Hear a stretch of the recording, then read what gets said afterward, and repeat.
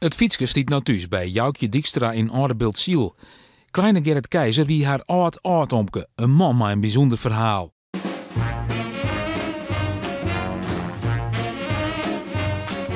Door een groeisteurnis is kleine Gerrit net langer dan 84 centimeter. Als rietsjonkje werd er daarom opmerkelijk tentoonsteld als een zeldzaam natuurverschijnsel. En na zijn kwaljaren gaat Gerrit Keizer zelfs naar Amerika om op te treden als de smallest man in the world. Op foto's uit zijn glorietijd is het gauw te zien op zijn op maat maken fiets. Een gezelle bouwjaar 1920, die Joukje Dijkstra haar nog goed herinneren uit haar binnenjaren. Ja, ik vind het heel mooi. Wij hadden vroeger zelf er nog op omfietst. Want waar sting het fietsje dan? Het stond bij mijn paak en beb. Wie bij Joukje Rodenhuis in het broeihok altijd.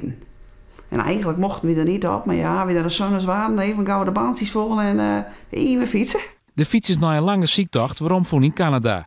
Bij een familielid van kleine Gerrits jeddere manager Bos.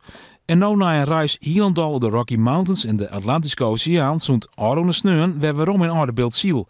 Maar nam toch een oud inwender die het oerwie uit Canada voor een squallenreunie. Toen hij op de douane moest, want hij heen toen met op het vliegveld. Nou, daar zeiden ze van, nou, wat zit er in het pak? Ja, hij zei, mijn bike, my bike.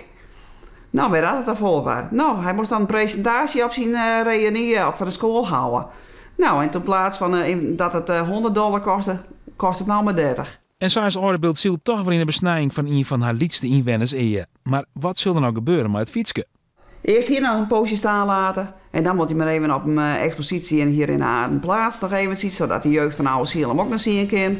Ja, daarom, ik vind het hartstikke mooi dat ik hem weer heb.